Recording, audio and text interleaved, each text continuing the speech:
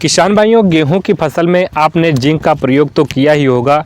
अगर नहीं किया है तो जिंक का प्रयोग करने ही वाले होंगे। गेहूं में पहला पानी किसान भाई लगा दिया होंगे या कुछ किसान गेहूं में पहला पानी लगा रहे हैं। मान के चलिए आपको वहां पर 22 से 23 या 25 दिन पर पहला पानी लगा देते हैं। उस समय किसानों को काफ़ी देखभाल करने की ज़रूरत पड़ती है, कुछ खादों का प्रयोग करने की ज़रूरत पड़ती है, कुछ माइक्रोन्यूट्रिएंट्स खाद का प्रयोग करना चाहिए, जिससे किसान भाई वहाँ पर ट्रेलिंग अच्छे से नहीं देखने को मिलती है। बहुत से किसान भाई क्या करते हैं, गेहूं बुआई के समय जिंक का प्रयोग कर देते हैं। उस समय किसान भाइयों अगर जिंक का प्रयोग कर देते हैं तो क्या इफेक्ट पड़ता है, क्या प्रभाव पड़ता है, पूरी जानकारी इस वीडियो में आपको बताने वाले हैं। वीडियो को पूरा ज़रूर देखिए और जो किसान भाई लोग चैनल पर नए हैं उनसे रिक्वेस्ट है, चैनल को प्लीज़ सब्सक्राइब कीजिए और ज़्यादा से ज़्यादा किसानों को शेयर कीजिए। चलिए किसान भाई बात करेंगे गेहूं की फसल में जिंक का प्रयोग आखिर करना कब तक चाहिए, कब अगर हम जिंक गेहूं की फसल में डालते हैं तो हमें सबसे ज़्यादा लाभ मिलता है। सबसे पहले किसानों को बता दें कि गेहूं की फसल में जब पहला पानी लगाते हैं तो वहां पर जिंक की आवश्यकता सबसे ज़्यादा पड़ती है, क्योंकि शुरुआती समय होता है 25 से 30 दिन पर जो गेहूं में पहला पानी लगता है। अगर वहां पर जिंक खादों का प्रयोग कर देते हैं तो बहुत ही शानदार तरीके से आपकी गेहूं की फसल का रिजल्ट देखने को मिलता है। बहुत से किसान गेहूं की बुआई के समय जिंक का प्रयोग कर देते हैं, लेकिन एक किसान भाइयों गलत तरीका है, क्योंकि जो सूक्ष्म माइक्रोन्यूट्रिएंट्स खादों का प्रयोग करना होता है वो किसान भाइयों क्या होता है, जब गेहूं में पहला पानी लगता है उस समय जो गेहूं की जड़ें हैं ज़मीन तक जाती हैं और ज़मीन में फैलती हैं, तब वहां पर ज़्यादा संख्या में ट्रेलिंग होती है और गेहूं की अच्छे से फुटाव होती है। क्योंकि जिंक से हमारे किसान भाइयों क्या होता है, फास्फोरस की वहाँ पर पूर्ति हो जाती है। और जो आप गेहूं की बुआई कर रहे होते हैं उस समय किसान भाइयों डीएपी डालते ही होंगे, एनपीके खाद डालते हैं, चाहे वो 16-32 हो या एनपीके, कोई भी एसएसपी खाद हो, कोई भी खाद से आप बुआई कर रहे हैं उसमें ज़्यादातर फास्फोरस पाया ही जाता है। उस समय किसान भाइयों आपको जिंक का प्रयोग नहीं करना चाहिए। आप जब गेहूं की पहली सिंचाई कर रहे होते हैं इसके बाद किसान भाइयों जो सूक्ष्म माइक्रोन्यूट्रिएंट्स पोषक तत्व होते हैं उनकी किसान भाइयों पूर्ति करनी चाहिए। उस समय सबसे ज़्यादा यहाँ पर आवश्यकता होती है। उस समय अगर जिंक या 21% वाली डाल रहे हैं या 33% वाली जा रहे हैं, जो कुछ किसान भाई जिंक सल्फेट का प्रयोग करते हैं, तो जिंक सल्फेट में किसान भाइयों आप 33% वाली या 21% वाली ले सकते हैं। इसका डोज हम आगे वीडियो में बताएंगे आप कितनी मात्रा ले सकते हैं। अगर आप पहला पानी गेहूं में लगा रहे हैं उस समय 30 से 40 किलो या 35 किलो प्रति एकड़ के हिसाब से डाल रहे हैं, तो अगर 33% वाली आप साथ में जिंक का प्रयोग कर रहे हैं तो वहां पर आपको 5 से 6 किलोग्राम प्रति एकड़ के हिसाब से लेना चाहिए। अगर आपने वहाँ पर 21% वाली जिंक का प्रयोग कर रहे हैं तो वहाँ पर 7 से 8 किलोग्राम प्रति एकड़ के हिसाब से लेना चाहिए।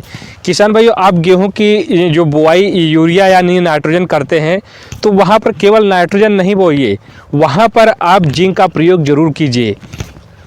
और किसान भाइयों बहुत से किसान भाई क्या करते हैं, जिंक का वहाँ पर स्प्रे के माध्यम से भी प्रयोग करते हैं। स्प्रे के माध्यम से किसान भाइयों क्या होता है, रिजल्ट तो शानदार तरीके से निकल करके आता है, लेकिन स्प्रे के माध्यम से अगर आप स्प्रे करते हैं तो रिजल्ट कुछ ही दिन के लिए होता है।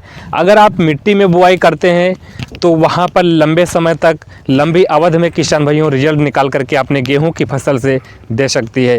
तो अगर आप मिट्टी में किसान भाइयों डाल रहे हैं तो 50 दिन पर या 45 दिन के पहले आप यूरिया मिलाकर जिंक का प्रयोग कर सकते हैं। क्योंकि उधर हमारी जब दूसरा पानी लगाने हो जाता है, लगभग 40 से 45 दिन या 50 दिन की गेहूं फसल हो जाती है, वहां पर हमारी गबोट अवस्था लगभग प्रारंभ हो चुकी होती है, यानी तने में बालियां बनना चालू हो जाती हैं। उस समय किसान भाइयों जो हमारा माइक्रोन्यूट्रिएंट्स फूड है या पोषक तत्व हैं आप कुछ भी यहाँ पर दे रहे हैं तो आपको वहाँ पर पत्तियों के स्प्रे के माध्यम से आपको देना होता है, मिट्टी में कुछ भी नहीं देना होता है। क्योंकि हमारी बढ़वाड़ तो हो चुकी होती है, सूक्ष्म पोषक तत्वों की कमी होती है, जैसे आप 0-32-34 दे सकते हैं, एनपीके वहाँ पर 19-19-19 दे सकते हैं, एनपीके 18-18-18 दे सकते हैं, एनपीके 1261 दे सकते हैं। तो ये सब किसान भाइयों NPK खाद है, माइक्रो न्यूट्रिएंट्स खाद हैं, ये सब स्प्रे के माध्यम से किसान भाइयों दे सकते हैं। तो वहाँ पर जो गेहूं की फसल हमारी बालियाँ आएंगी, अच्छी आएंगी, बड़ी बालियाँ आएंगी, लंबी आएंगी, और दाना जो बनेगा हमारा वहाँ दाना का भराव भी अच्छे से होगा, और दाना जो बनेगा हमारा वहाँ पर ठोस और वजनदार बनेगा, जिससे आपकी पैदावार भी ज़्यादा होगी। तो ये सब किसान भाइयों आपको ध्यान देना है। ज़्यादातर जो अगेती किसान भाई गेहूं की बुआई कर दिए हैं, उनकी गेहूं की फसल लगभग 40 दिन के आसपास हो रही होगी। तो उन किसान भाइयों को क्या करना होता है, जब गबोट अवस्था हमारी प्रारंभ होने वाली होती है, उस समय जब दूसरा पानी लगभग लगा देते हैं तो वहाँ पर बालियाँ निकलना प्रारंभ हो चुकी होती हैं। तो उस समय किसान भाइयों ध्यान देना है कि गबोट अवस्था जब प्रारंभ हो चुकी होती है, यानी तने में बालियाँ बनना चालू जब हो जाती हैं, तो उस समय किसान भाइयों सबसे ज़्यादा खेत में नमी पर्याप्त होनी चाहिए। नमी अगर मेंटेन बनाकर रखते हैं तो बालियाँ जो हमारी आती हैं लंबी आती हैं, मोटी आती हैं, और दाना जो बनता है वो वजनदार बनेगा। क्योंकि कभी कभी जो क्या होता है कि खेत में नमी पर्याप्त नहीं हो पाती है, उससे जो दाना का भराव होना चाहिए, तो वहाँ पर बालियों में दाना सिकुड़ जाता है, छोटा रह जाता है, वो बिल्कुल दानों का भराव अच्छे से नहीं हो पाता है, क्योंकि नमी पर्याप्त नहीं निकल पाती है। इससे बालियाँ भी छोटी रह जाती हैं, लंबी नहीं आ पाती हैं। तो नमी आपको मेंटेन बनाकर रखना है, और गेहूँ में इस समय नमी मेंटेन बनाकर रखेंगे तो जो हमारा कोहरा और पाला और ठंडक से आप बचाव भी कर सकते हैं। क्योंकि नमी अगर पानी आप सिंचाई कर देते हैं तो वहाँ पर पाला कंट्रोल किया जा सकता है। और किसान भाइयों पाला को कंट्रोल करने साथ, क्योंकि जब आप यूरिया अगर दूसरे पानी पे दे रहे हैं तो साथ में सल्फ़र अगर मिलाकर दे देते हैं, जिंक सल्फेट दे रहे हैं, तो जिंक सल्फेट में किसान भाइयों सल्फ़र की मात्रा भी हो जाती है। तो इससे किसान भाइयों एक फंगस रूप में काम भी करता है, और जो हमारे पाला गिर रहा होता है उसे किसान भाइयों कंट्रोल किया जा सकता है। और सल्फर से किसान भाइयों क्या होता है, जो हमारी दानों में भराव होना चाहिए वो अच्छे से होता है। तो ये सब किसान भाइयों कारण होता है कि हमारी पैदावार कैसे आप बढ़ा सकते हैं। वैसे तो किसान भाई नाइट्रोजन, DAP, जो NPK खाद है इनका प्रयोग करते हैं, लेकिन कुछ किसान भाई सूक्ष्म पोषक तत्वों की प्रयोग नहीं करते हैं। तो अगर सूक्ष्म पोषक तत्वों में माइक्रो न्यूट्रिएंट्स खादों का प्रयोग कर लेते हैं, जैसे जिंक है, जिंक सल्फेट है, जिंक 33% वाली आती है, 21% वाली आती है, मैंने डोज बता दी है कि हिसाब से कब प्रयोग करना है।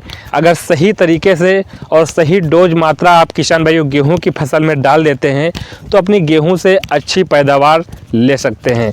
तो उम्मीद कर रहे हैं किसान भाइयों जानकारी आपको ज़रूर पसंद आई होगी। पसंद आने पर वीडियो को लाइक कीजिए। चैनल पर नए हैं, पहली बार वीडियो देख रहे हैं तो चैनल को सब्सक्राइब कीजिए। खेती बाड़ी से कोई आपको सवाल हो नीचे कमेंट कीजिए, आंसर देने की पूरी कोशिश करेंगे।